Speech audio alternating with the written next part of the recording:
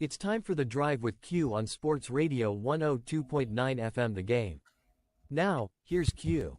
Good evening, everyone. 5 o'clock straight up on a What the Frig Football Friday edition of The Drive with Q, coming at you live inside the friendly confines of the SR 102.9 FM studios, part of Coastal Sports Network. As always, I'm your host, Rich Quinones, mi hermano, Angel Martinez, behind the glass, producing the show, keeping us on the air. 60 plus to play with on this 22nd of November. And as always, don't forget, chime in on the conversation, bring something to the table, 727-858-6650. So we've got a substantial amount of stuff to get into on this Friday. A lot of stuff to get into on this Friday. We've got 60 plus to play with, as I alluded to. Hope everyone had a good sports week. We'll do the picks in about 45 minutes or so. I want to kind of dive into a little bit of the NBA and again, my thoughts on why Joel Embiid is such a friggin' dog for the Philadelphia 76ers. We talked about the Jets earlier in the week. If you missed, we pre-recorded with Lloyd Vance, a Tuesday edition of The Drive, late at night, and we talked about the Joe Douglas firing, the GM of the Jets. And then the news comes down today with the second debacle, that is the New York Football Giants. We already knew they were going to bench Daniel Jones. And then the news comes out earlier this morning that Daniel Jones wanted to talk to the brass about getting released.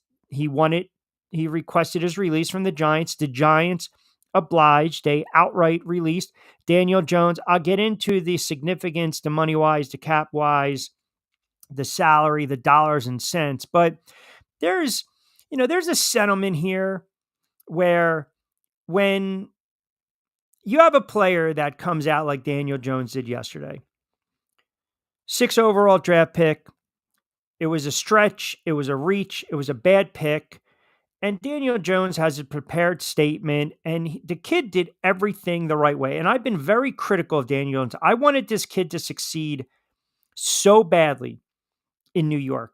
And I told you, he was just like that girl you date, you want to fall in love with, but you just don't trust her here and there, but she pulls you back in. That was Daniel Jones. Daniel Jones had some really good moments with the Giants and a lot of bad moments. And the bad moments outweighed the good moments, and that's one of the reasons he's no longer quarterback of the New York Giants.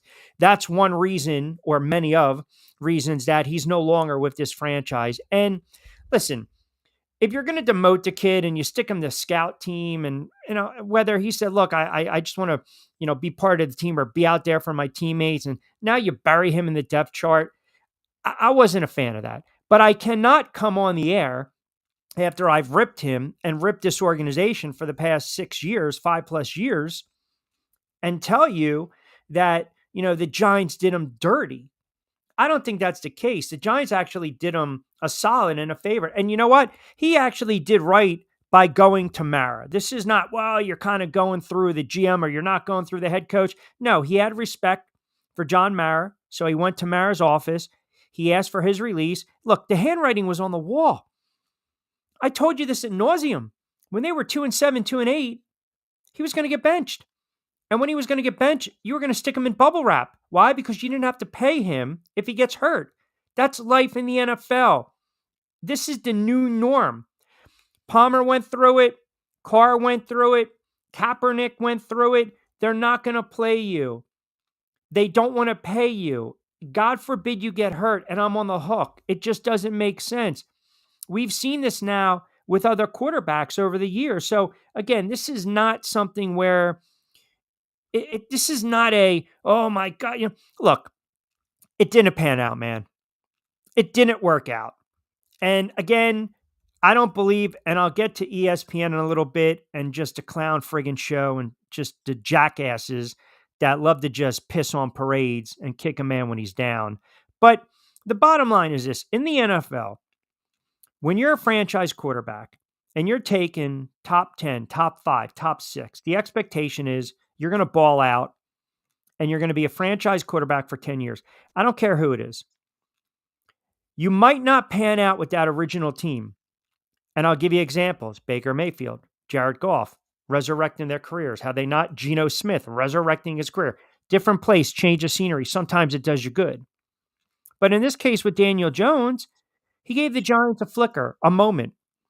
A couple seasons ago, they went on the road and they beat Minnesota. Other than that, when you play Carolina and Germany and you worked on a play probably 17 times during the week on a flea flicker. Now, granted, the offensive line got blown up on the play, but Jones doesn't see the wide receiver streaking down the middle of the field, and Brian Daboll, the head coach, goes nuts. You just knew.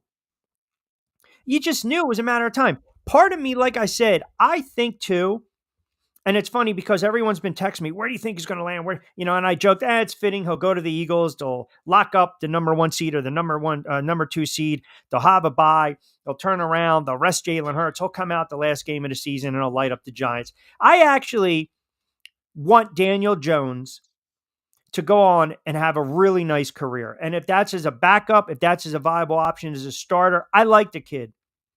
He just can't be the quarterback anymore of the New York Giants, and he's not.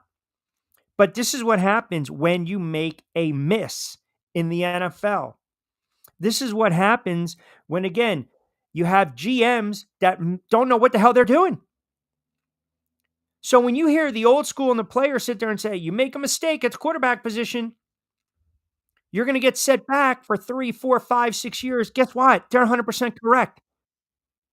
100% correct. Once in a while, you can turn around and you can make a move and you say to yourself, hey, this quarterback might work out. Look what's going on in Pittsburgh with Russell Wilson. I mean, I didn't think it was going to be a good fit. Now, granted, they lost last night. Fun game to watch in the snow, unless you had the under. Cleveland made a nice little run, got a big win. And conversely, Joe Flacco was winning games for the Browns last year. Jameis Winston's winning games for the Browns this year. There's no way you're going back to Deshaun Watson. So Jameis Winston resurrecting his career a little bit. So listen, you got to get through waivers, then you'll see exactly what happens. Who knows? Will there be a team out there, a playoff-ready team? I've got some thoughts on that as well. But ultimately, if you don't perform in the NFL, and to be, again, I'll say this to also be fair. The organization didn't do him any favors when you keep going through head coach to head coach to head coach and different offensive schemes and the offensive line. But when you put it together, and if you're good enough, you have to figure out a way to make it work. You have to figure out a way to take on your teammates and raise their level, right? And maybe he turns into a Rich Gannon type of quarterback or Jimmy Plunkett, second arc of that career. Hell, if he had a Jared Goff career, he'll take it. Look what Geno Smith's been able to do. Baker Mayfield. I don't know. He's going to be fine. He handled it the right way. But again, it's something that I premised and I preached on the air for years. You have to have the right GM in place. You have to have the right head coach in place. You have to have the right roster in place. Everything's got to work. Even the great teams in the NFL, they've got what? The head coach, the coaching staff. They got the quarterback. They got the players. You have to have it. And if the GM is lapsing that, if the GM can't figure it out, you're going to be in trouble. You're going to be in trouble. And where this team, and you got to look forward, right? You can't always just look back, but where this team really screwed themselves was 2018. You don't draft Saquon Barkley. You don't draft Saquon Barkley number 2 when Josh Allen's sitting there. You don't draft the running back like that. You're squeezing a couple more years, a little juice out of Eli Manning. It didn't pan out. But if we know anything about the NFL, we see retreads. Hell, Joe Flacco was on the sofa and he found work. Jameis Winston is finding work. Daniel Jones won a playoff game on the road. Not a lot of quarterbacks can say that. Baker Mayfield resurrected his career. Jared Goff looks like an MVP. There's a market for him. It's just a question of where. So we'll dive into that a little bit. Last night, Thursday Night Football, ugly game, fun to watch in the snow. Cleveland pulls off the upset. They were dogs in that game. Pittsburgh struggled a little bit. Look, you want to factor in the weather, so be it. That's a big win for Cleveland. That's a bad loss for Pittsburgh. It makes things a lot more interesting in the AFC North. A couple of you guys are already chiming in on Facebook asking me where I think some landing spots are for DJ. We'll get into that. You got week 12 already in the NFL. And you got some injuries. You got some hits right here. Philadelphia is dealing with some injuries. Devontae Smith not going to be available. I think that's going to be a tricky spot for them against the Rams. You got some more head coaches that are on the hot seat. You got the mess with the Jets. Rex Ryan openly petitioning, basically coming out saying that he wants to be the next head coach of the New York Jets. And it's funny because I don't know, are you coming full circle here? The New York Jets decide we're going to fire Robert Saleh. It doesn't work out. It's been downhill since. Then they realize Aaron Rodgers, the whole world can see Aaron Rodgers is not healthy. Aaron Rodgers is not a healthy quarterback right now. Aaron Rodgers is a shell of himself. He's a shock quarterback. He's not making things easier. And then add insult to injury, then you turn right back around and you fire the GM who's going to land on his feet. But again, this shows you, okay? This shows you that you need the right people in place. There are players in the NFL that I believe have talent. I also believe that good coaching and a good roster helps cultivate that talent. Baker Mayfield, and it's fitting too, right? Think about this. Daniel Jones's first game as a starter, it was probably one of the all-time great debuts. Down 17 on the road to Tampa Bay, accounts for 4 touchdowns. The last one on a 4th and goal, scrambling in, making throws. That's when the Danny Dimes was created. That was against Tampa Bay. Well, obviously benched and now released. Giants have Tampa Bay. Who are they taking on? Baker Mayfield. Reclamation project, Baker Mayfield. Yes? Geno Smith bounced around. Jets can't figure it out. Cup of coffee with the Giants. Started in place of Eli when they decided to bench him, which was a horrible move at that time. Reclamation project. Jared Goff. Remember the knock on Goff? Can't read defenses, doesn't have an arm, can't process, the plays quick enough, can't see over the lineman. Here we go. Jeff Fisher, hands are tied. Reclamation project. Now he's with Detroit. He's playing like a Super Bowl caliber quarterback. He's playing like a perennial All-Pro, an MVP level caliber quarterback. Maybe the Trey Lances and the Justin Fields, who knows if they're going to develop in quarterbacks.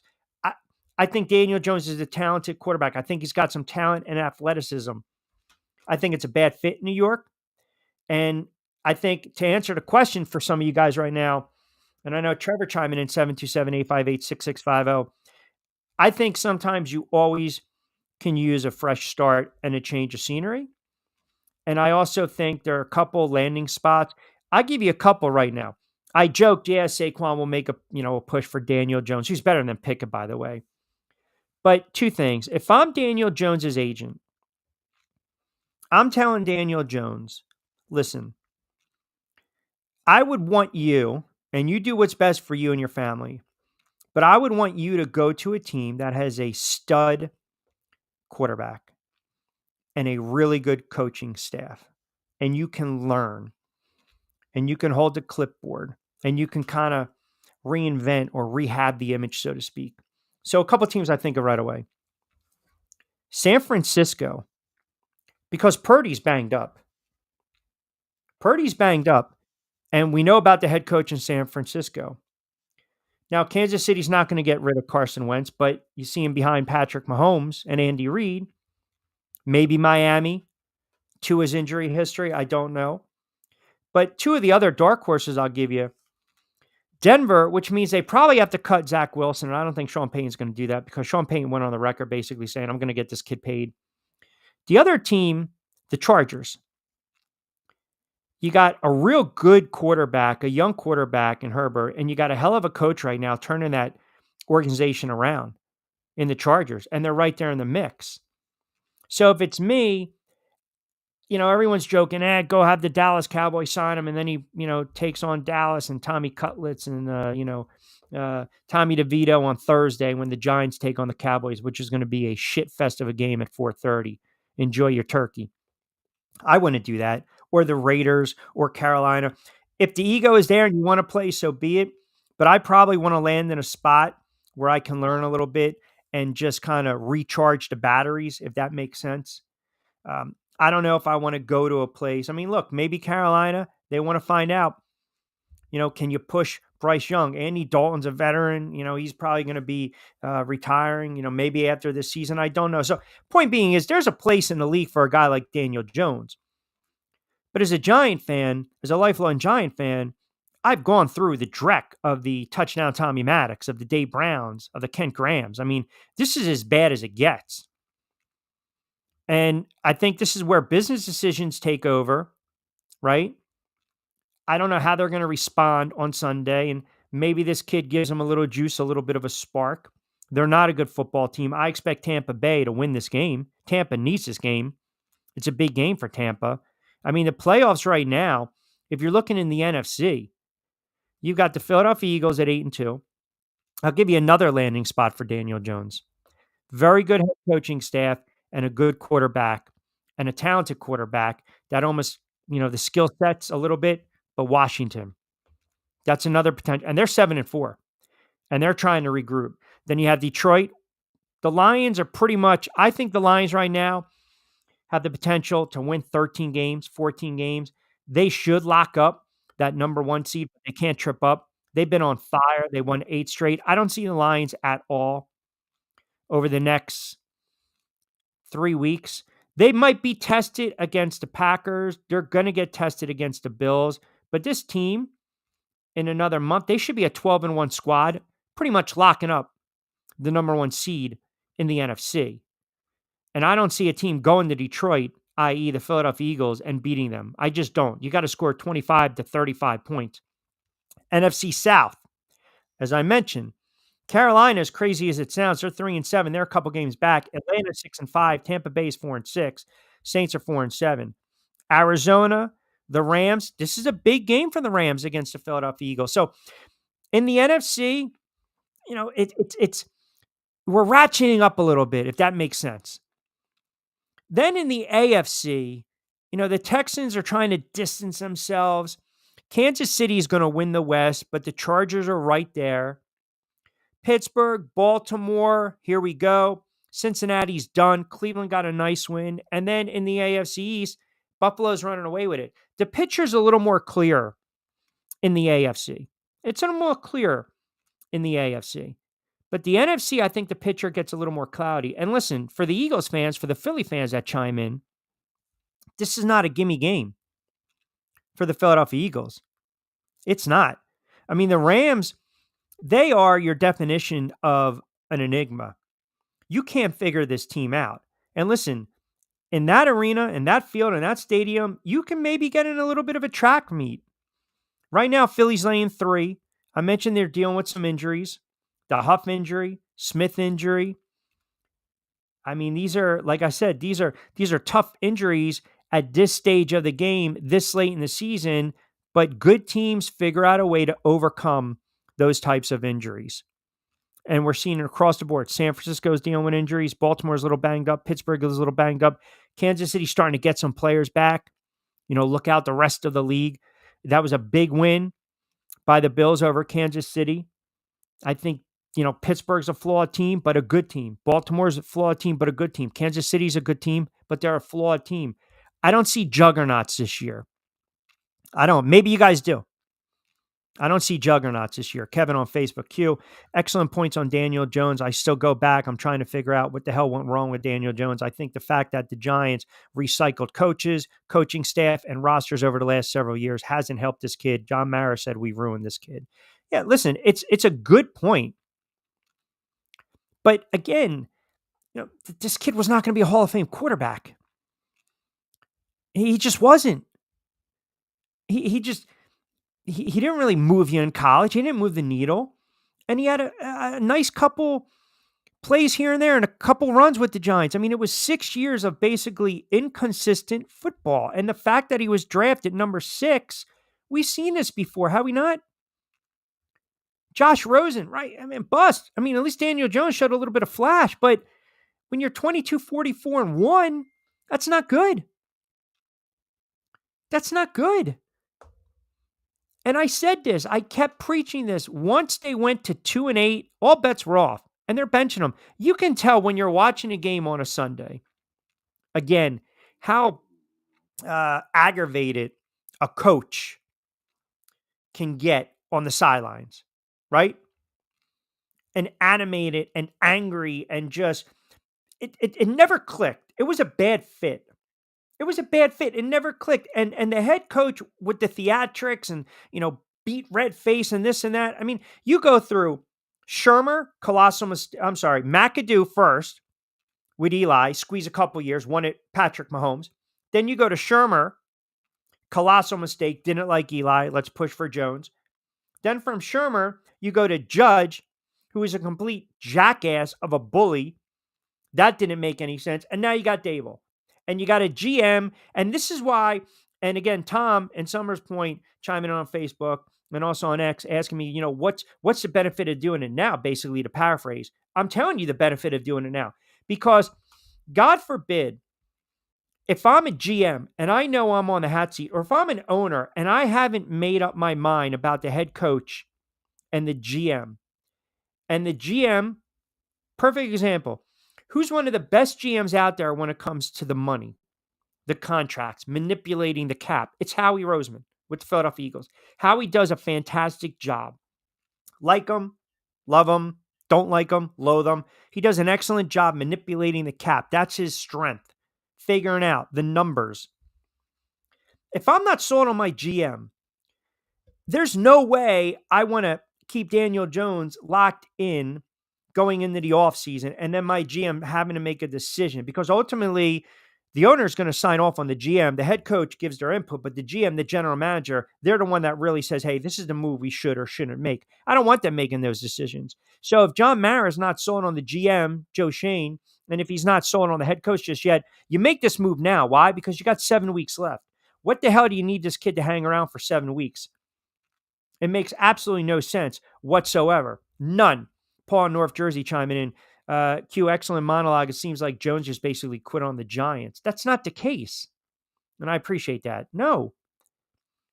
He wants to play, but he realizes I'm not going to play for 7 more weeks. I don't want to be this distraction. It's demoralizing. I know it's a business move. I know you're not going to play me. Let me try to latch on and salvage my career. And the Giants did right in that regard. The rest of it, they screwed up. 727-858-6650. Let's see what the guys have to say as well. 727-858-6650. Trevor chimes in. Can Jones benefit from a fresh start? Is it the end for DJ? No. I gave you a list of quarterbacks, right, that have had that second arc in their career. And some quarterbacks, believe it or not, they don't peak right away. It might take 4 or 5 years. I use the example of Rich Gannon, right? I mean, Rich Gannon bounced around a little bit, then turned into an MVP. Jim Plunkett, Heisman Trophy winner, New England, San Francisco, found a home with what? The Raiders, won a couple Super Bowls. Jared Goff, Baker Mayfield, right? Jameis Winston, Geno Smith. Geno Smith was ostracized. Send him over to Fantasy Island. See ya. Banks wins, gets paid, right? Final nail in the coffin for San Fran. No Purdy, no Bosa. Yeah, it is just not the 49ers. Bring me Danny Bezos. It is just not the 49ers season, man. I mentioned this. You go to so many playoff runs, right? And you have so many great runs, and you get to NFC Championship, and then you lose Super Bowls in heartbreaking fashion. It was, I don't know, man. I think it's that Super Bowl loss hangover for San Francisco. They're not a juggernaut. They're not the same team that basically broke the Philadelphia Eagles last year. They're not. They had the bad loss against the Vikings. They had the bad loss against the Rams. That was a late loss. I mean, think about this. Think of all these late losses by the 49ers this year. They lost by what? 1 to the Cardinals, I think late. They lost by 3 to Seattle. They lost by 6 to Minnesota. They lost by 3 to the Rams. You got a healthy roster, and you make some plays late, and we know about the head coach. Maybe they're a 7-win team. Penguin AZ, good afternoon, Q. Glad to be back, Hermano. You too, Penguin. Appreciate you, pal. What's up, Q? How you doing, buddy? Glad to hear you back talking again. Well, I mean, I always enjoy talking, Gas Pump Guy. I guess they mean like back on the air on a Friday. We just had a What the Frick Football Friday. Glad you're talking. Did I lose my voice, Angel? I think my voice is fine. Did it? Tommy Cutlet's dead cat bounce on Sunday. What the hell is that? Wait, what is that? What, we gonna have to ban Trevor? Wait, Peter gonna get involved here? Detroit, closest thing to a juggernaut, Ballsley. We have a special guest joining the show.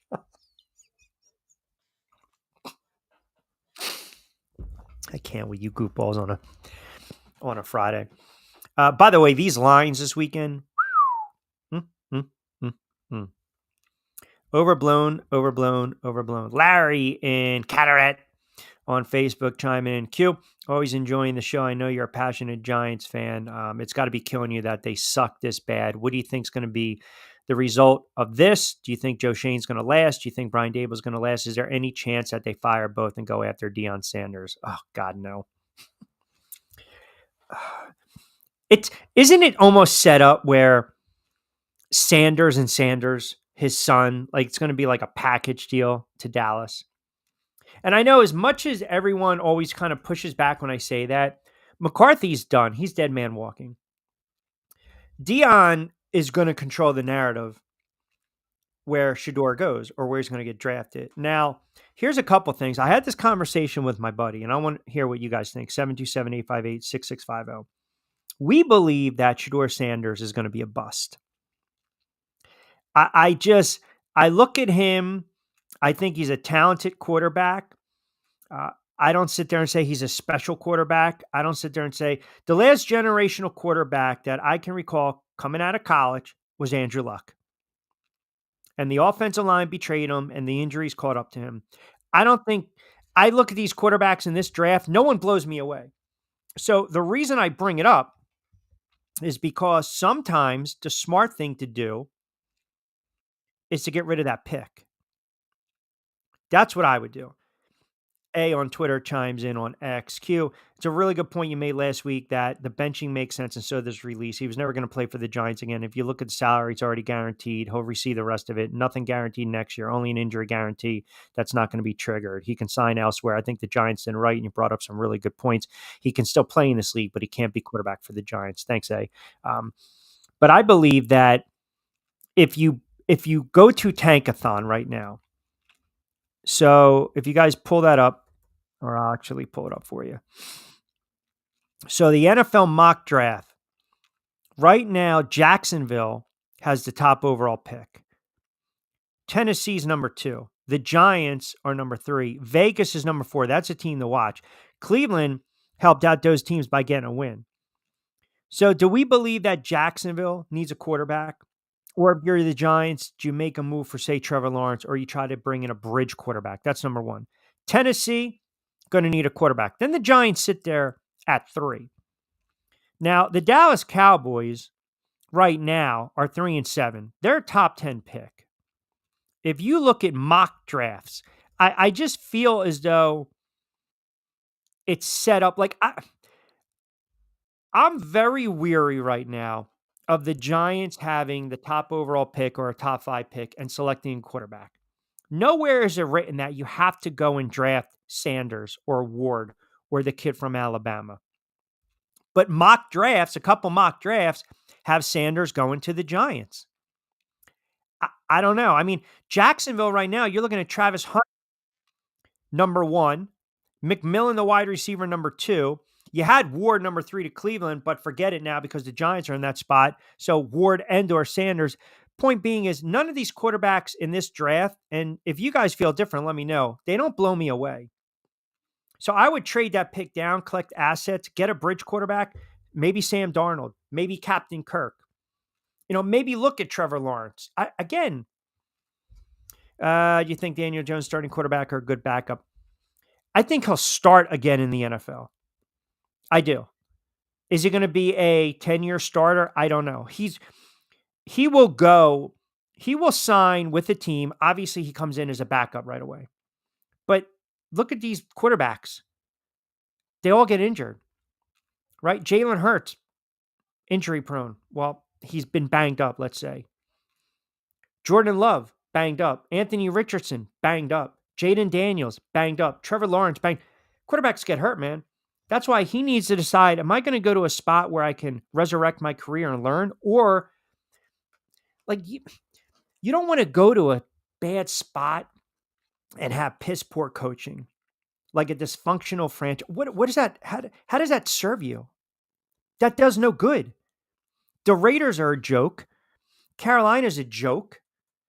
You just can't go somewhere to go somewhere. I know the ego and you want to play but you're not going to come in as a starter unless somebody goes down. And I mentioned a couple of these maybe Miami. I don't know, with Tua and his concussion injury. Who knows? Daniel Jones with an offensive line slinging it with those weapons and a ground game and a head coach that's innovative. See, you also need a head coach that knows exactly the right buttons to push.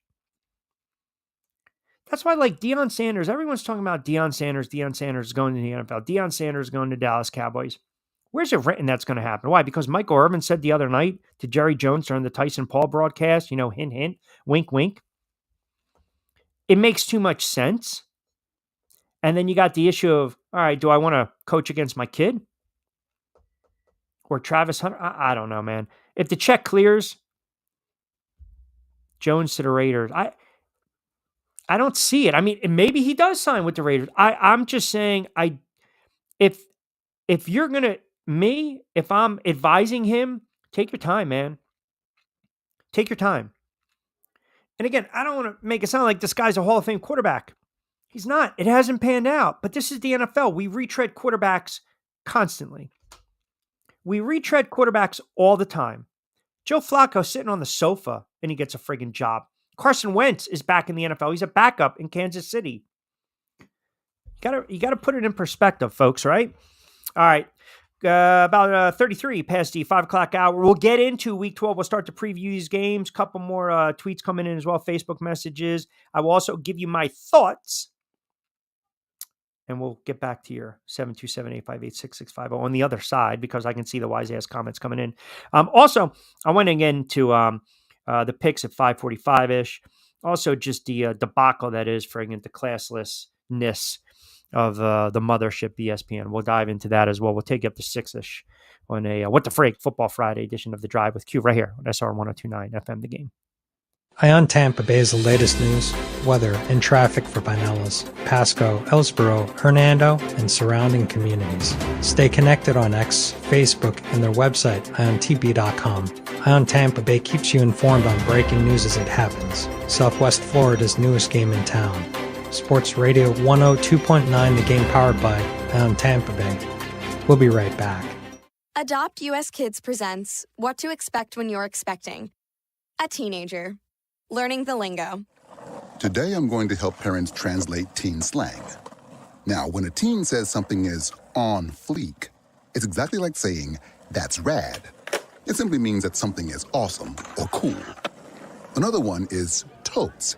It's exactly like saying, totally, just shorter. As in, I totes love going to the mall with Becca. Another word you might hear is jelly. Jelly is a shorter, better way to say jealous. As in, Chloe, I am like so jelly of your unicorn phone case. You don't have to speak teen to be a perfect parent. Thousands of teens in foster care will think you're, rad, just the same. To learn more, visit adoptuskids.org. A public service announcement brought to you by the U.S. Department of Health and Human Services, Adopt U.S. Kids, and the Ad Council. This is the story of a very special woman. In a matter of seconds, she turned herself into a great mathematician or an entrepreneur.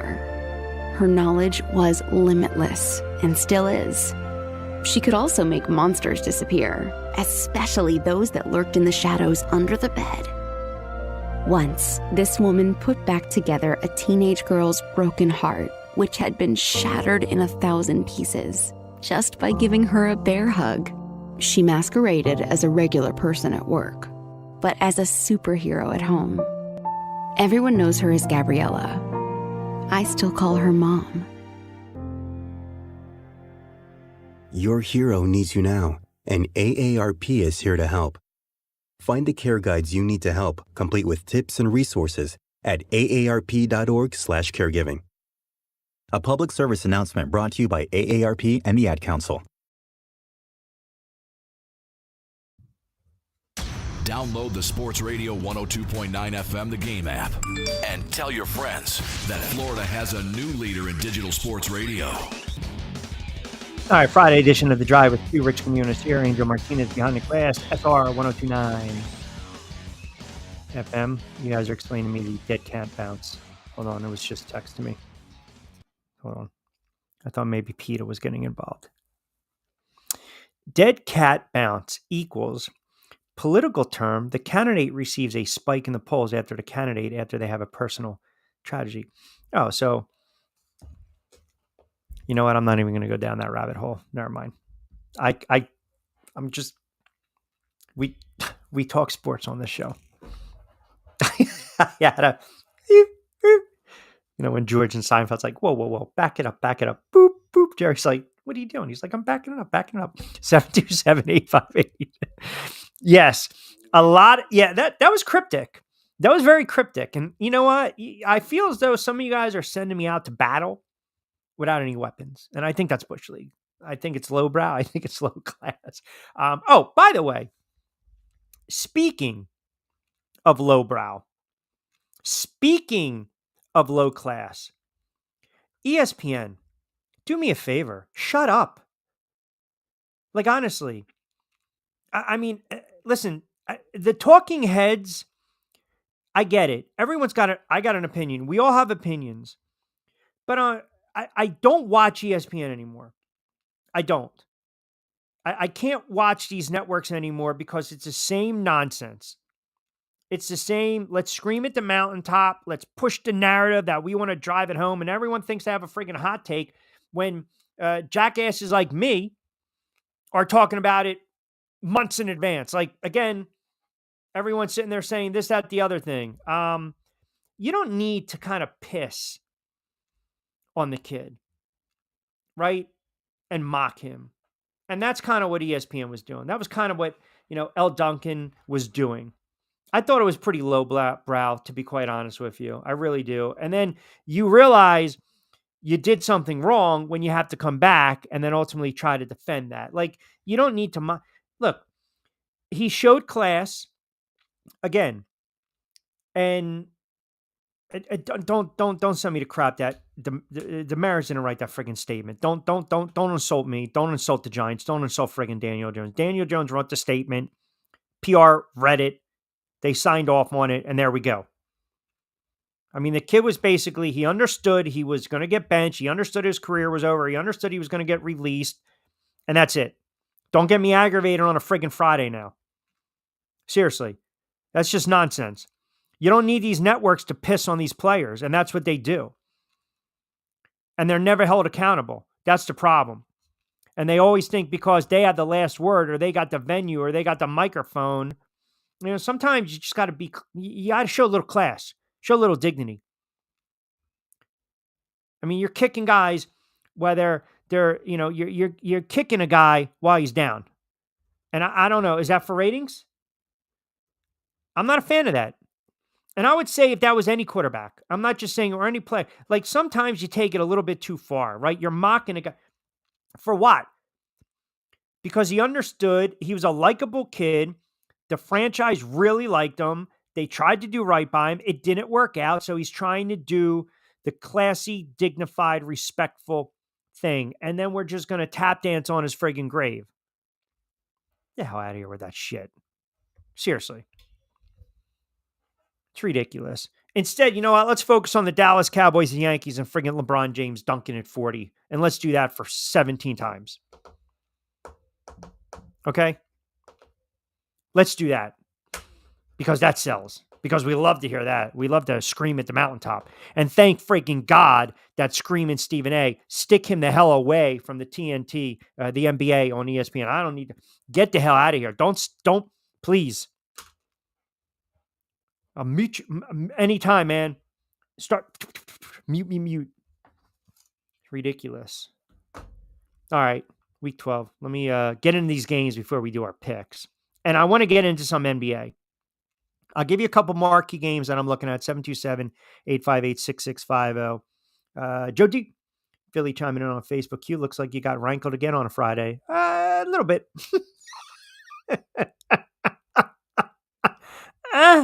You know what it is? It's the ex-madman. You pull up his comments. You know the problem with these comments are? He's an instigator. So he chimes in and he likes to instigate. You know who was an instigator too, Angel? Woody Woodpecker. Always instigating shit. Always. Stirring the pot and then just... Exactly. We got Woody Woodpecker. We got stirring the pot. We got political messages here. I mean, what are we doing on a Friday? Hey. No. Let's keep it sophisticated. All right. Minnesota on the road against Chicago. Vikings laying 3.5. The Bears are done. The Bears aren't going to win another game this season. They're not. Their streak of losing, it will continue. Their only saving grace is they have a pretty decent record at home. I mentioned the Lions. They're a juggernaut. 7.5. I think the Lions are on a mission right now. I can see them routing Indianapolis. Tampa Bay for your Bucks down there. Tampa Bay, how is a team like the Giants going to respond? It's not like a player passed away. They just released him. So some of you guys calm down, right? I mean, no one's talking at his funeral. The kid's alive, collecting money, checking his bank account as we speak. Tampa's laying 6. I would not. Tampa to me has to be very, very careful. Here we go. The comments right now, this is what you guys are doing. You're trying to poke the friggin' bear. And we're not going to allow it on this show on Friday. We're not. God, you can pull up ex-madman. I know exactly where he's going. God, you can pull up his comment. God. It will be even more embarrassing when the Hall of Fame inductees are announced. He's taking a shot at Eli Manning. Vince chiming in. What do we got there? My Cardinals are there. You go. That's right. You backed your play with that, didn't you? Our Cardinals to the playoffs take is looking pretty good. Yeah, absolutely. I love what Murray's doing this year. Now get him out of here. I don't want to see him on the board. No. I don't want to get him out of here. He gets a 5-minute ban. I don't want to see him on the board. No, the Cardinals are playing well. This is a tricky spot for Tampa. I think Evans is coming back, but as long as Baker Mayfield doesn't turn the football over, Tampa Bay should put up 20-plus points. The Giants are going to kick field goals. Nothing's going to change with that. Dallas, and you got Washington. Washington's laying 10.5. That's a big number. Juice to the over, 45.5. Commanders will win this game. I feel as though this will be a 20-10 going into the fourth, and then they win it 31-10. Again, maybe 20-17. And by the way, I'm ignoring the text messages that are coming in right now. And I am totally, wow. I think it's still Tampa's division to lose. I think Tampa's winning that division. I do. It's not a very good division, but I think Tampa's winning that division. Kansas City should roll against Carolina. There's only a couple games that I think are going to be competitive. The 49ers against Green Bay. 49ers are on the road getting 5. This is it. This is your last stand if you're the San Francisco 49ers. Arizona, I actually love Arizona in this spot on the road against Seattle. I really do. Murray's playing at a really high level. They can score. They can move the football. They can run the football. They scored 26, 29, and 31 their last 3 games. I do like Arizona in this spot. I mentioned the Broncos. They had that big win. They look good. Bo Nix, we're talking about quarterbacks, rookie quarterbacks. He's having a pretty decent season. He really is. And he's not turning the football over. Sean Payton's doing a good job. They're laying 6. You got the Eagles and the Rams and then the Ravens and the Chargers. And is it me or the quarterbacking play in the NFL? So Vince, X-Man, they brought up the Cardinals, right? Arizona, Kyle Murray. We talked about Baltimore slipping up last week, right? We talked about Kansas City tripping up, right? Lamar Jackson. No one's talking. Is it me? I mentioned all these talking heads, all these national talking heads and these goofballs and these clowns, but how come no one is talking about Patrick Mahomes. And I'm not talking about MVP like Patrick Mahomes. When are we going to start having a conversation about Patrick Mahomes? Patrick Mahomes has already thrown 11 picks this year. He's got 16 touchdowns. That's it. But we still believe Patrick Mahomes is the best quarterback in the NFL. It's Josh Allen. Josh Allen right now is the best quarterback in the NFL. Josh Allen, Lamar Jackson has come back down to earth a little bit. Jalen Hurts, we'll see what happens this weekend, but he's had a nice little run. He's coming up a little bit. So you look at those MVP odds, Jared Goff. And then I thought going into the season, my bold prediction for MVP was Justin Herbert. I thought he was going to have close to 5,000 yards, 35 touchdowns, and I thought the Chargers were going to be a surprise. I didn't think they were going to be this good. And that's a credit to what? The coaching staff and Harbaugh. So it kind of goes full circle like what we typically try to do. Sometimes you get these quarterbacks in place with the right coaching staff and you're good to go. But the Chargers are going to be a tough out. Denver's proven to be a formidable team as well in the AFC West. But Mahomes, Larry chimes in Philly. Q, I got Mahomes on fantasy. I was thinking about sitting him for a couple weeks here and there. I still know he's Patty Mahomes, and I know he's capable of lighting up. But without that solid ground game, I think he's an average quarterback. Yeah, you can't say that. His just numbers are not good this year. I mean, Patrick Mahomes threw 41 touchdown passes 2 seasons ago, 27 and 14 picks. Remember there was a stretch where Patrick Mahomes was not turning the football over? The past 4 seasons, 13, 12, 14, 11 picks. That's why I don't believe Kansas City. So I've heard a lot of people say that Kansas City is still the team to beat in the NFL. Okay. Back-to-back defending Super Bowl champs. I understand that. I appreciate all that. But they're leaking oil. And I don't believe they're a juggernaut. Now, again, the argument is going to be made, as Nick has commented in, as D has commented in. You mentioned Buffalo. I know you're on Buffalo. To paraphrase, Buffalo and Baltimore, yes, regular season. Playoffs is a different animal. That's correct. I can't see Pittsburgh going into Kansas City and beating the Chiefs. But I don't see Kansas City going on the road in Buffalo. I feel as though this Buffalo team is different. I think Josh Allen is dialed in. I think he's locked in. Obviously, they made a couple moves. They obviously had the trade at the deadline. I know people were getting on Romo saying, you make the move for Cooper in the offseason. No, trade deadline acquisition. It happens. It's a little mistake, not a big deal. And they can run the football and they can play defense. And their ends can get to the quarterback. Buffalo, right now, in my opinion, is the most complete team in the NFL. Right under them, Detroit Lions. Because you got to go on the road in that stadium, knowing no matter what, that head coach is going to be very aggressive and they're going to continuously sling the football. And you got backs out of the backfield.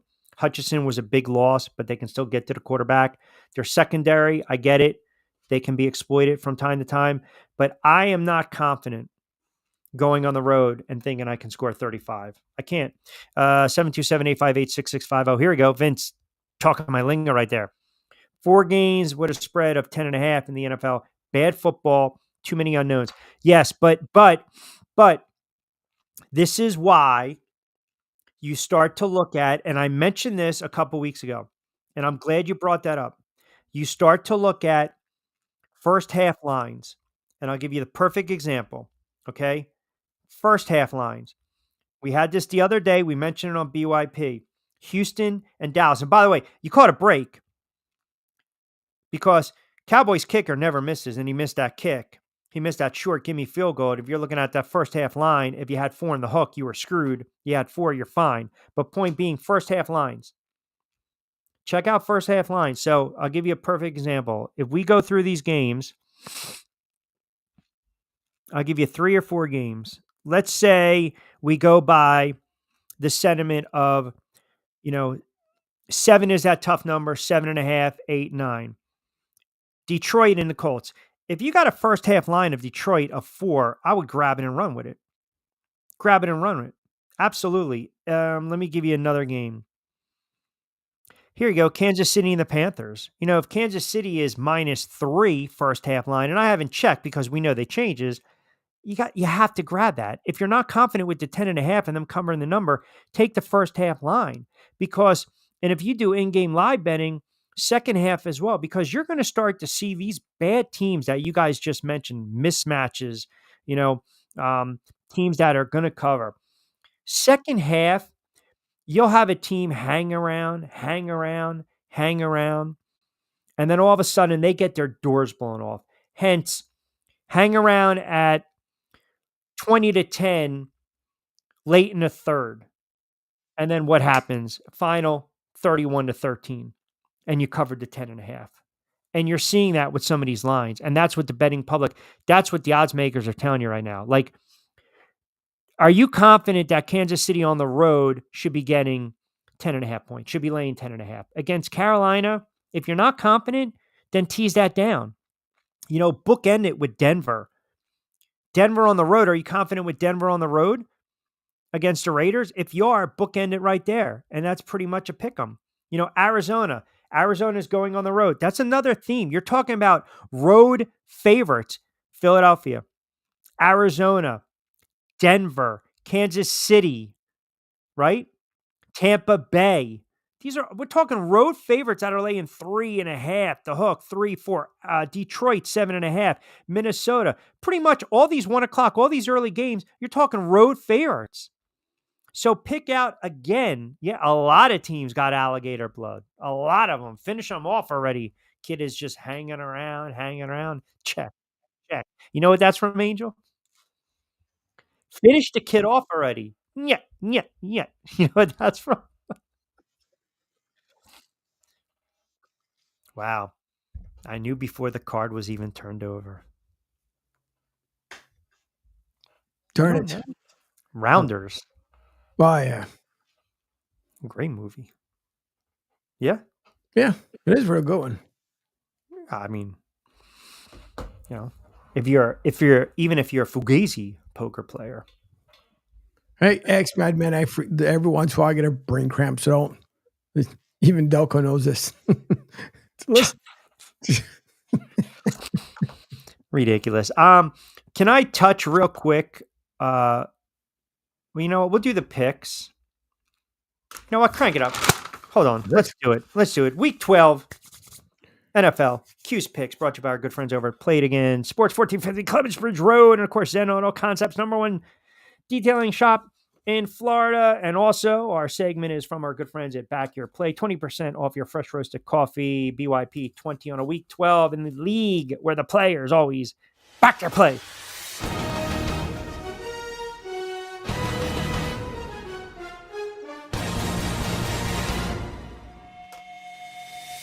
All right. So I kind of gave you a little insight on where we like some of these games. So game number 1, we are going to take the Lions laying the heavy number 7.5 against Indianapolis. I think they rout the Colts. This has the makings of a 35-13 type of game. Detroit is just a wrecking ball right now. That's game number 1. Game number 2, I mentioned Tampa Bay. If Tampa Bay is a good team, you beat up the Giants, right? Now, I get it. You were thinking maybe you're going to get Jones, you're going to get Cutlets back there. The Giants kick field goals. They don't move the football. Tampa Bay should win this game. This should be a 28-6 type of game. Give me Tampa Bay laying the 6. Game number 3. I'm going with a couple upsets, and I think these are road upsets. I'm actually going with Arizona, even though they have to go on the road in their favorite. I love Arizona in this spot. Seattle, we know, is a tough spot to play in, but they're 2-4 at home. They're not having a Seattle Seahawks-like season, but give me Arizona on the road in this one. And this is going to rub some people the wrong way. I think the Eagles stubbed their toe. I really do. I think the Eagles stubbed their toe. I think that the Rams are going to be able to figure out and game plan against Saquon. I can see Jalen Hurts turning the football over here. I think the Rams are going to be able to run it a little bit, and I understand the Rams have some injuries as well. But this is the game where Stafford, this is kind of that spot where you look at the schedule in April. Can the Eagles stub their toe? here and here. Can they stub their toe? And I think this is where they're going to stub their toe a little bit. I think they're going to have to score at least 28-31. No Huff, no Smith. They're going to feed Saquon. He's got a substantial amount of touches. I mean, listen, how many are they going to keep giving him 20, 25 as the season progresses and wear him out? I don't think so. I think once they know they got a couple things kind of wrapped up, seeding wise, they're going to give him a little bit of a blow and a little bit of a break here and there. So again, Saquon, he'll probably get his touches this week. I don't know. The yards might come a little harder for him, but I do love the Rams in this spot. That's my big upset of the weekend, game number 4. And then game number 5, I'm believing what Harbaugh is doing with the Chargers. And I think Baltimore is a flawed team. I think Baltimore is in trouble. I think Baltimore might be one and done come playoff time. I don't like them in this spot. I know they're laying 3 on the road. The Chargers right now are just dialed in, man. And you look at the numbers, Herbert, he's been playing at an exceptional level. He's not turning the football over. That's the main thing. He's not turning the football over. He hasn't thrown a pick, okay? He hasn't thrown a friggin' pick since September. And the offensive line, aside from the Cleveland game, Cleveland's got a good defense. The offensive line has kept them upright. I think the Chargers are at least 7 better than Baltimore, so I'm going to take the Chargers in this one. So that's your Q's picks on a Week 12. I mean, you guys are they're more inclined going back and forth with the comments than tuning in. Apparently, because we have, I think ex-Madman was talking about wait, let me go back to his. Pull these up. Go ahead. Pull these up. I'll read them all. I recently heard of a nice quiet lounge where you bring your own beverages. It's on 73 near Pensacola, great place to watch games. So he's referring to the old White House. Remember the White House? Yeah. The White House, not the one in D.C., but the White House, it was almost like towards Mount Ephraim. I believe you were allowed to get in if you were 17 or 18, but they didn't serve liquor. I think you had to be 18, if I remember correctly. But they gave you soda, and they also gave you some popcorn. See, the worst thing about going to gentlemen's clubs, because I used to DJ in strip clubs, but the worst thing about gentlemen's clubs is if you're taking your boys out and all of a sudden you want to go in the afternoon, they got the buffet. That doesn't mix. And you got the B team. That's bad luck. You see what Nick has to say. We got to get Nick caught up to speed here. I feel, there we go. There we go. Here we go. Nick's coming in. He was a little lost there, but he's a New Jersey guy. So you're good with us. Can't trust Tampa Bay coach, the old Jet coach. What's his name? Todd Bowles. He's from New York, by the way. He said 718, so he's up in New York. He's in New York. There you go, Todd Bowles. By the way, Nick, Giants, Eagles. So we're not Bucks. I'm in Tampa, obviously, but yes. But Southwest Florida, 102.9 the game, right? I mean, it's based. We're Tampa, so you got to just say, they know by now where the hell we are.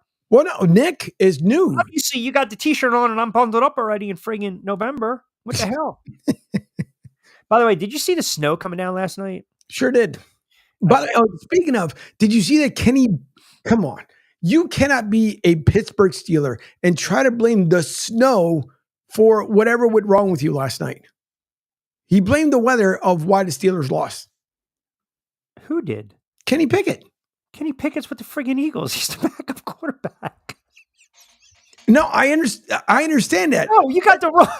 No, I understand it, but I'm saying that. No. You got the wrong player. I know I have the wrong player, but I'm saying that George Pickens. No. So the funny thing was, listen, it's not me. I'm just telling you what was reported earlier. I'm telling you, you got the wrong player. No, I know I do. But listen. Go ahead. Kenny Pickett, Wilson Pickett. Go ahead. Kenny Pickett decided to show up and play for the Steelers last night. Go ahead. No, finish it. I want to hear more of this. No, so I was getting to what you were saying. So they put out the article saying that Kenny Pickett was the one blaming the weather for what went on in Pittsburgh. And then they never went back to put the actual person. George Pickens. Correct. The wide receiver. I got you. Is that like the article that was in the Connecticut? Let me see. The article that was in the Connecticut. Let me see. Jets Mosley could return after bye week from a herniated dick and neck. It's a what the frig Friday. We got to pull it up. I mean, that's painful. I mean, if you guys have better, you know. I'm just telling you. Nick, first of all, Nick doesn't need to apologize. We love the fact that you're new and you're chimed in. We're good with that, my friend. X-Man, who's just been instigating all. He sure has. I rattled Angel with the furry club and pins. After he said he didn't bring it up earlier. Wise guy. You like Tampa this weekend against the Giants? Yep. I think they're going to be fine. Mike Evans is back, which is nice. You like the Eagles against the Rams? I think if the Eagles, if they want to, they can start Kenny Pickett. All right. No, I'm asking you, do you like the Eagles in this spot? No, I do like the Eagles in the spot. I think, they've won, 7 against the Rams now at this point. Not saying obviously they're going to, it'll be number 8. They can win the 7th game for sure, but they're 7-1 in the last 8 with the Rams. I like them in this spot. Sunday night, which is rare for the Eagles out in LA. Usually it's, it's the 4:00 game, but 8:20 Sunday night. I'll take it for sure. I think they'll be just fine. That's just, I forgot that is a Sunday night game. Yeah. 8:20 Sunday nighter. Did they not start flexing? I think they flexed a Thursday game. And I think it's been the first. Well, you're a little spotty what you're reporting with the Kenny Pickett. So I was putting out there exactly. I was getting to the point of the correct player. Yeah. I'm just saying with the article I put out there without them recorrecting it. Thank you very much. I'm getting hammered over here. Giants shocked the world. That's not happening. That's not happening at all. So I think that's a Thursday nighter that the X-Man I was talking about that was talking. Oh, Cleveland and Cincinnati. Yep. Really? Let me Yeah, because I there you go. That's a good pull. I'm fine with that. Can you hear me tweeting that out? I had to type something. Yeah, so those lines, they're overblown. We know that. But they're trying to entice you, right? It's hard to be confident and grab some of these teams 6, 6.5, 7 on the road. But as I said, the teams that are really bad in the NFL, and I think we can agree that the Bears are a bad team. They had a couple of nice wins. Here we go. They haven't recovered from that Hail Mary. Think about that. They lose that game. They didn't show up against the Cardinals. Couldn't do anything against the Patriots. All right. They hung around against Green Bay, and Green Bay got lucky. The blocked field goal, fine. They're not going to win another game. They got Minnesota Lions, 49ers, Vikings, Lions, Seattle, and Packers. So if you're looking at these lines, when I say lean the Bears, if you're confident and you got the payroll and you got the budget for it, or the bankroll, I should say, then why not? Take Minnesota and the 3.5. Minnesota's 8-2. They're 4-1 on the road. We know they can score. Quarterback against quarterback. I'm going to trust Darnold in that spot. So I'm a little more confident. So you look at the Bears first half. You look at those odds. You look at Indianapolis first half. You look at the Patriots. They can't move the football. Right. The Patriots stink. I got hammered for saying they were going to be a 4-5 win team. Oh, their defense. Jovan Alford was killing me. Their defense is good. They're 3-8. They're 3-8. Now, they're going to learn with a young quarterback. Then you got the Dallas Cowboys. Look at their quarterback situation. So look at the first half line. Washington's at home. They would love to just absolutely throttle Dallas because Dallas has had their numbers for years. You know they're going to try to run it up. So if that first half line is 3-4-5, I'm confident laying that number for Washington to go into the locker room up 20-6. Panthers are a bad team.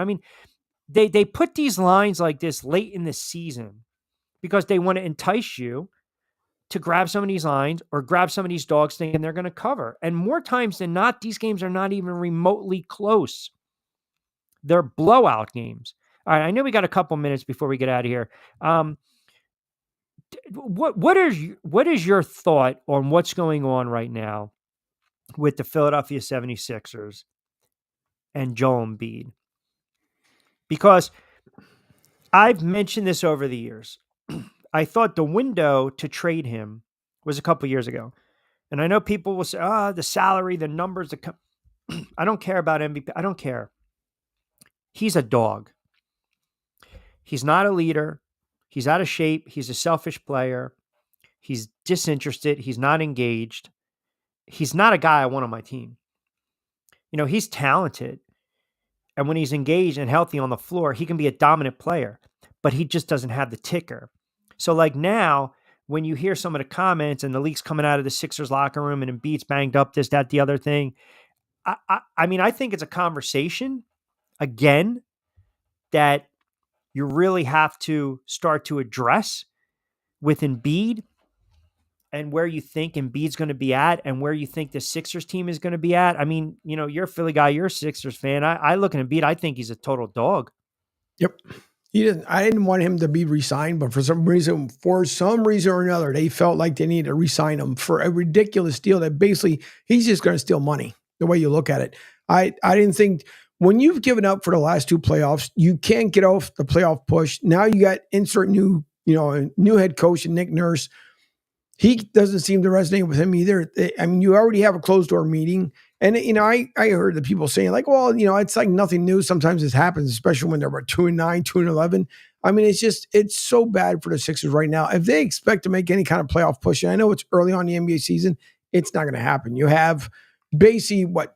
Oh, Angel, there. Listen, you start to get in the NBA right around Christmas time. Philadelphia 76ers right now, they're 2-12. Right. They've lost 5 straight. 9 out of 10. They're showing no signs of life. He's banged up again. He's questionable. I think he's questionable for tonight against the Nets. And they're horrible ATS, by the way, against, you know, they're favored in this one. Go figure. What is this? The NBA Cup group play? Who gives a shit? I don't care about any of this. I don't care about that either. At all. But I think he is such a front runner. I really do. And the fact that, you know, he wanted to play in the Olympics and then he's out of shape. Yep. Now he's, you know, not 100% healthy. This is why you can't pull up that comment one more time. That was a good comment. I got ripped in my group chat 2 years ago saying trade Embiid. Can't with me. No, you can't.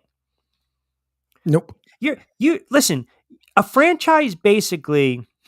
Oh, Nick, what a little confident there. I'm all Nick. I think even Brooklyn can freaking beat him. Yeah, he pulled the book in. I'm waiting on that. You give him a max contract. A max contract, mind you. Okay?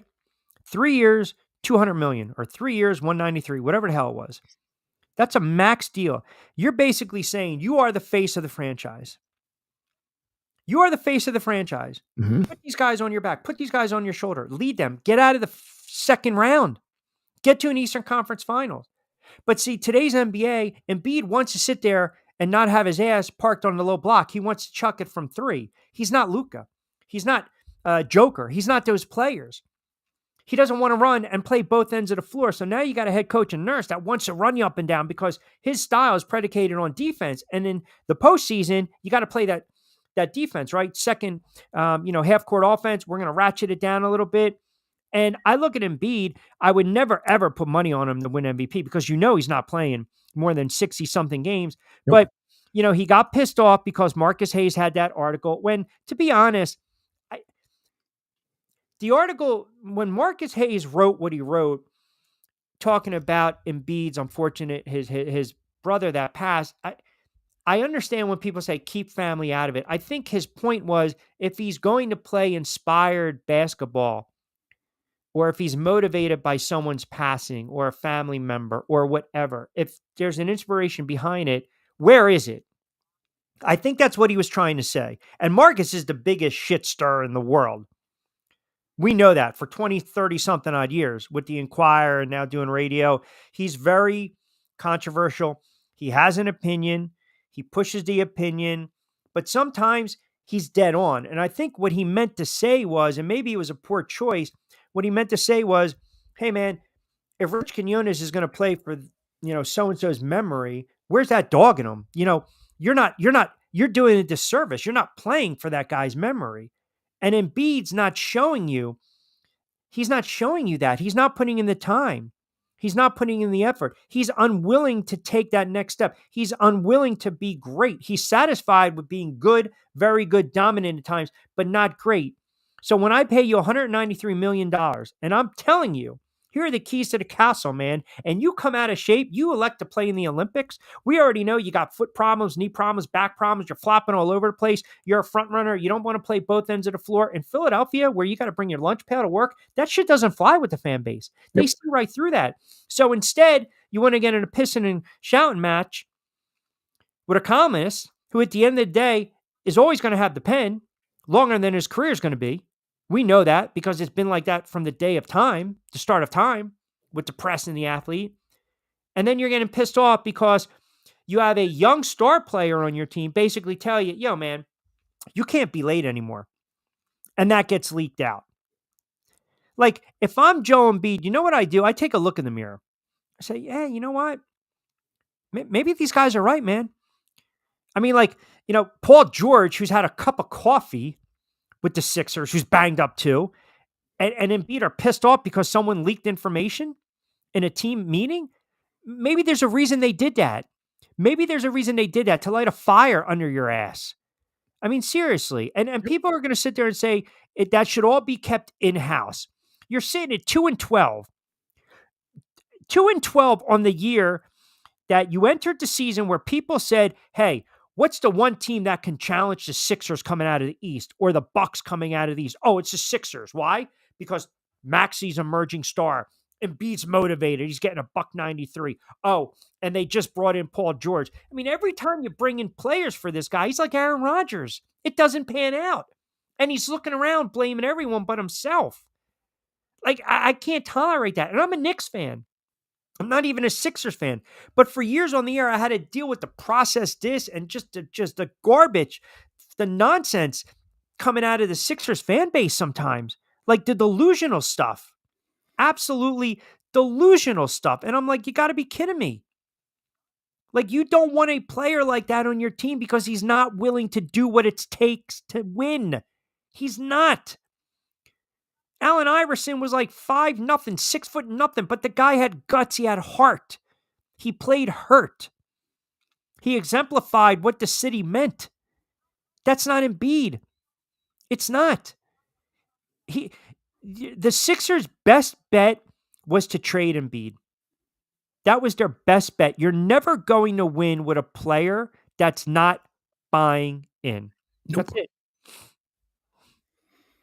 Nope. I'm done with him. I'm done with the Paul George experiment, which all he wanted was money. So it's two guys, two sitting in the bank, just laughing through the drive-thru at the ATM. That's all they're doing, both of them. Two Utes. Exactly. I had a suit. You saw the suit. You've seen it. Are you mocking me? Do you do drugs? No, I don't do drugs. What does he say? He goes, went to the dry cleaner, mud. But the one dry cleaner in town had the flu. Can you believe that? He had the flu. Today's athlete, man, especially in the NBA, look what Aaron Rodgers is doing. Aaron Rodgers single-handedly is blowing up the Jet franchise. He literally is just fracturing. The year Doc Rivers got fired, should have traded him. We will agree on that. Yes. Yep. And Doc was another one. Let's go up 3-1. Let's blow leads. Let's not know when to call timeout, stop a run. Oh, let's call timeout to stop the team's run. Let's not call the timeout. I mean, he was an overrated head coach. Every time when you look at these players, whatever the sport is, and if I start to bend over backwards for you, perfect example, Aaron Rodgers. So Aaron Rodgers, change of scenery. I want to get the hell out of Green Bay. It's not going to work anymore. I'm not going to take Jordan Love under my wings. I'm not going to mentor this kid. I'm not going to teach him. That's not what I'm going to do. I'm Aaron friggin' Rodgers. Let me go to the Jets. Let me say that's a franchise. Let me take that franchise to a Super Bowl. And if I do that, I'm going to go down as the greatest of all time. Why? Because the Jets haven't won anything since '69 and Joe Willie. A couple AFC championship appearances with Mark Sanchez. And I'm not even talking about in the 80s, with the Richard Todds and a Ken O'Brien. So here you go. Don't get rid of Hackett because he's my guy. But if they got rid of Hackett, Aaron Rodgers one's coming. So it's almost like a package deal. Okay. I need players. Here you go. You got Gary Wilson. You got a good running back. Oh, here's Lazard. Great. I got my guy from Green Bay. Oh, I need another guy. Let's go get Adams. This is after you fire the head coach. And it still doesn't work. And then the GM is fired. When, as a player, do you look in the mirror and say, maybe it's not them, maybe it's me? I mean, am I off base here? I don't think so. But play like Embiid, the Aaron Rodgers of the world. And we've seen it through sports. Some players, a couple of you guys were mentioning, I think, Kyrie Irving on the comments. Kyrie a couple years ago, I didn't think he was ever going to play in the NBA again. Right? There you go. And now all of a sudden, you learn a little bit later in your career in life and you say the right things and you grow up and you mature. Yep. Aaron Rodgers is a grown man. Embiid's a grown man. Like, when are you going to get it? When are you going to mature? Aaron Rodgers is a Hall of Fame quarterback. Aaron Rodgers is done after the season. Aaron Rodgers is done with the Jets. They don't want him back. He doesn't want to come back. It's been a colossal failure, mistake. It's imploded. It will go down as one of the worst moves in sports history, NFL history, certainly for the Jets, certainly for New York sports. It was just a debacle from the start, and I screamed in the mountaintop, don't touch him, go after Lamar Jackson. Once in a while, I get one or two right. But Aaron Rodgers refuses to look in the mirror. Joel Embiid refuses to look in the mirror. Then you got a kid in Daniel Jones who has just been an average quarterback. And what does he do yesterday? He actually stands up there and he says, I wasn't good enough. I wasn't good enough. Like, it's refreshing. Like, you banked your money. Good luck.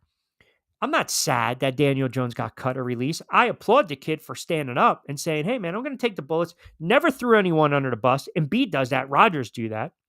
Does it all the time.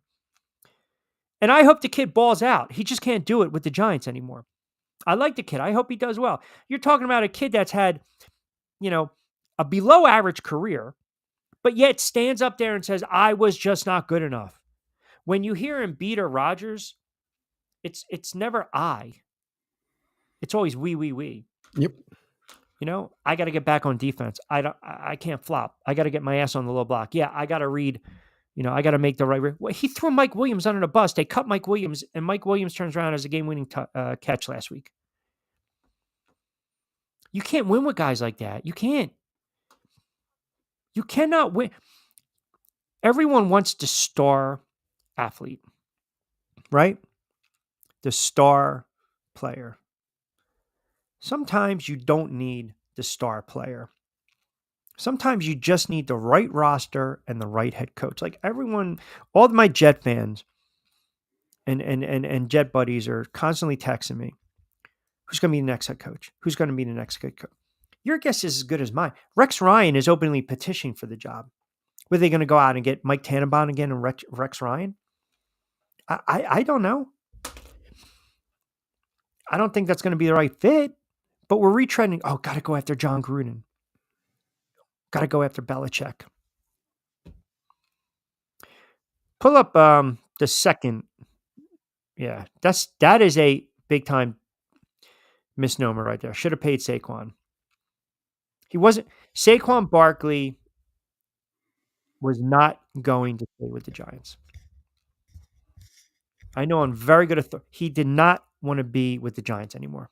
Mike Lombardi on Twitter sitting there talking about another $5 million and that would have signed the deal. What the hell are you talking about? That's why you're an ex-freaking GM. The Giants should have traded, I said it last year, Saquon Barkley and got value for him instead of let him walk. They didn't. That's on the GM. You can't just you don't let the player just walk and not get any type of value back. And he's not putting up those numbers behind that Giants offensive line. Right now, he's offensive player of the year. He's in the MVP conversation and is sticking it to Giant fans. It's brutal to watch, but I don't care at this point. It's move forward time. It's horrible when your NFL season ends before Halloween. And all of a sudden, it's not 65 anymore. So, not good. I'm serious.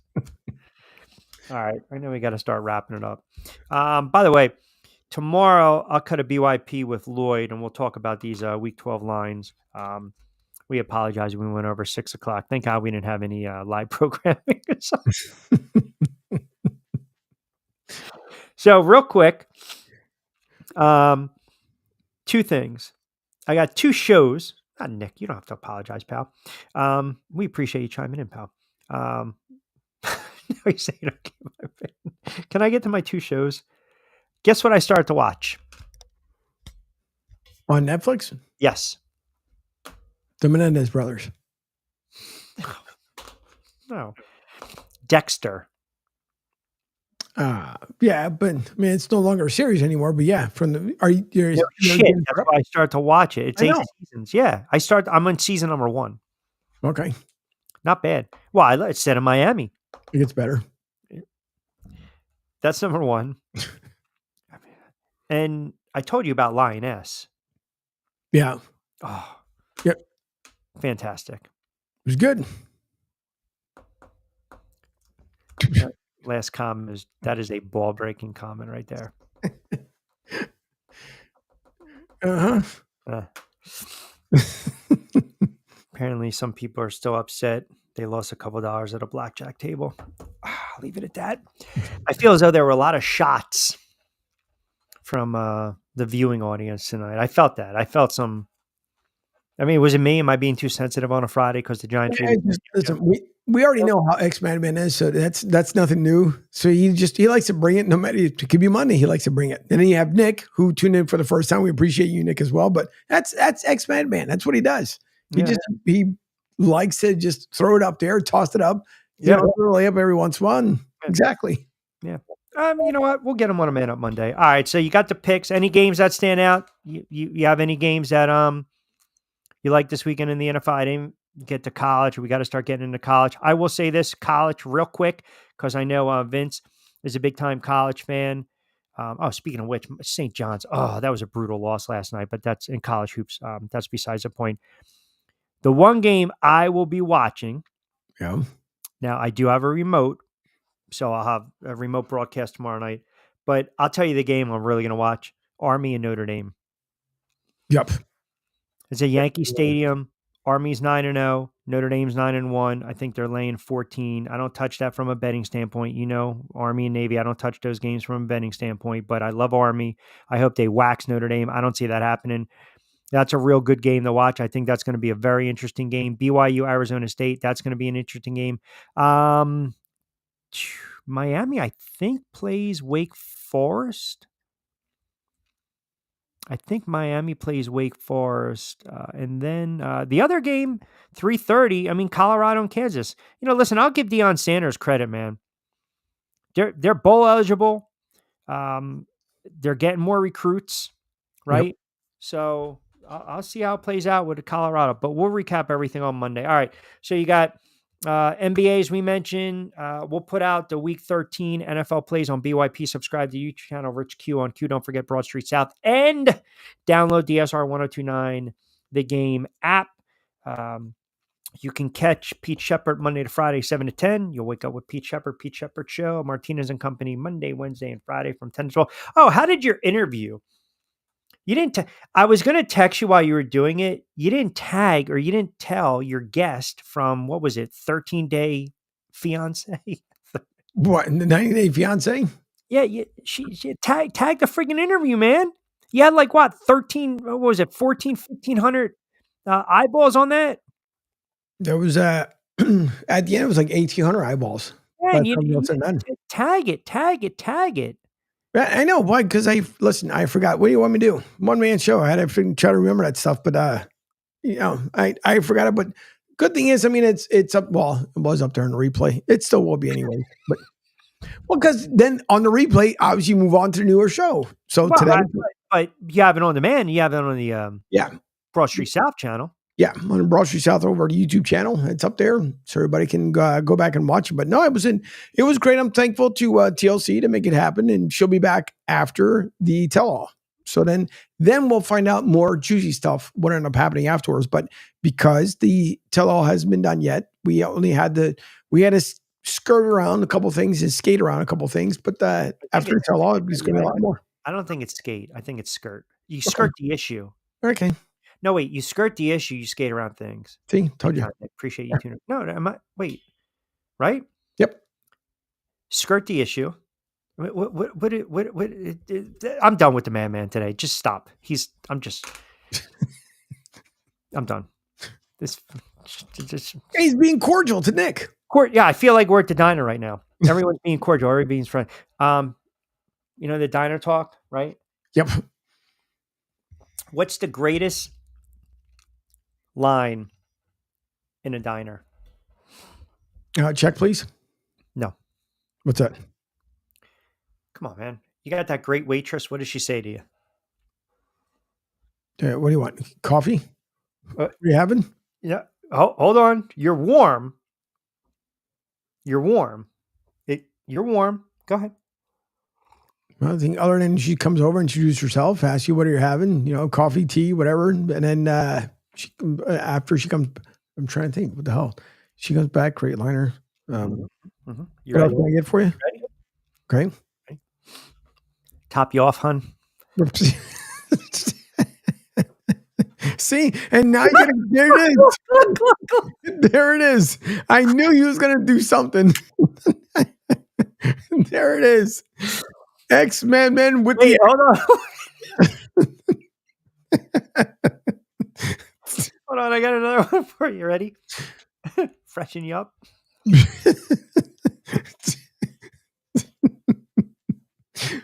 There are good ones. You got freshen you up, top you off, right? One more before you hit the road. Yeah. You can add that one too. Yeah. Look at that. It's all about the top. Yeah, I should have had the old commercial up there because the old commercial was you in the restaurant. And yeah, that's true. I'm going to have to find it in the archives. Yeah, we will. And then you'll catch me Monday, Wednesdays, and Fridays with the drive. BYP, that'll be up. The prop will be joining us from Delco. He'll be joining us with the picks as well tomorrow. All right. Everyone have a good Sports Friday. Appreciate the new viewers and listeners. You guys are fantastic. 727-858-6650. That'll get you involved. All right, Nick, we'll close it out with you. Go ahead. Do you really think Sanders is going to struggle in the NFL? Oh, now he's going to Mad Men. Yeah, he's going to Mad Men. Yeah. See? And now they go, see? Uh-huh. I told you they're being cordial. See? They don't move around with that one, huh? No, go ahead. No, let them go. You guys have the conversation. Go ahead. No, they've been having conversations. Madman, can you dive into that a little more? Why did struggle? Go ahead. He said it. Listen, they've been having side comments going back and forth throughout the program. That's what they do. So, by the way, just to let you know, Marcus in the Northeast shot me a message on Facebook and said, "Oh boy, when did Kenny Pickett go back to Pittsburgh?" Hey, listen, you can bust my chops if you want to. I was getting to the point of what you were going to come to, but I'm just saying that's what the article said this morning. Wait, hold on. Go ahead. Pull up the comment. Jesus. There you go. Very accurate, but the NFL might be too fast of a defense for him. I don't think. We'll talk about that more later in the week, but I just wanted to mention that Kenny Pickett is no longer with Pittsburgh. I was getting to that, but you jumped in it quick. Hey, let's end on a real nice positive note. Do you have any FAU, FSU, FU, FAU, anything like that going on this weekend? Because I saw you posting pictures left and right. I felt as though, where did they stick you? Like behind the Mezzanine press box? No, so you have the 100 level, and just right at that 100 level, that's where the media booth is, or at least the media section. Gotcha. Yeah, so that's where we are, and then you can get at least better pictures there because usually for USF games over at Raymond James Stadium, obviously we're way up top in the suites and stuff in the media booth up there. So that's why I go down to the field, take pictures there before the game starts, and kind of push them out because other than that. It's kind of tough, but no, they play tomorrow at home. Last game, which will be the Fan Appreciation Day, so you can win a bunch of good prizes out there at Raymond James Stadium. That'll be at 3:30 versus Tulsa, a must-win game to become bowl eligible. Other than that, they'll have to try at Rice, but are hoping to do it tomorrow. All black out uniforms that they're wearing tomorrow, so it should be a lot of fun. Hopefully that check clears for you by Monday. You know what? Let's keep it rolling. Nick, what do you got there? You're right about that, madman. You have to process super quick. I agree. I mean, these two can go all night long. There you go. Sure. Cam Ward might be the guy everyone wants. I mean, back and forth. It's the Nick and X-Man show right here on a Friday.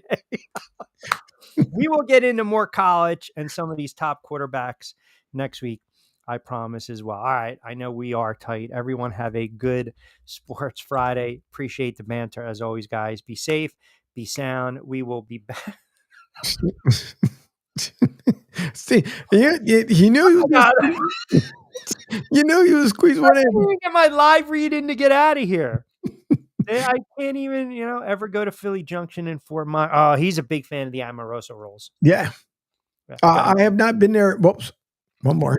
Okay, what happened to Jacksonville quarterback? He looks like a bust. Trevor Lawrence, I think the verdict's still out. Yeah. I think the verdict. I guess we know on Fridays we got to keep bleeding into like 6:30. But to answer your X-Man, I have not been there yet, the Philly Junction, but they do have a great place out in Spring Hill, where the guy's originally from South Philly. His family, the entire family is. You go out there, and I mean, what do you do? You tell them you're Philly. You get a discount on the rolls. Yeah, okay, no, you get nothing. You lose good day, sir. I used to work in a Italian restaurant. You too, Nick. When I was thank you, Nick. When I was a wee lad, and they used to give me the bag of rolls at the end of the night in the freezer. Take those suckers home. Side note too, by the way. So when they ordered pizza and Coke, they actually put Coke in the pizza box. Did it really? Yeah. Yep. I mean, I'm just no, let them. Hey, there was, again, exchanging. You know what I feel like we are right now? I feel like we're customer chat. Thanks for, what would it be? Well, because they're not calling in. So no, they're not. We got to, yeah. Well, I mean, this is just good as the call-ins. All right. All right. Monday, Pete Shepard, then you. I can't. I mean, can I just do my live read to get out? These guys are just chiming in at 6:30. They know we're tight on time, even though we don't have live programming. Did the Italian restaurant TV have hat cable television with squiggly lines? On that note, everyone have a good sport. No, they did not. I would have squinted anyway. Wise ass. Everyone have a good sports weekend. Angel Behind the Glass, keeping us on the air. As always, I'm Rich Quinones. Give me a follow on X, IG, Facebook, and of course the YouTube channel, Rich Q on Q. BYP out tomorrow, new edition. Everything else on demand on SR 1029 FM The Game. Coastal Sports Network, Broad Street South. Until then, we will talk to you Monday. We'll recap all the NFL action, NBA, college football, and a Man Up Monday edition of The Drive. Have a good sports night. Be safe, be sound. Hasta luego, buen día.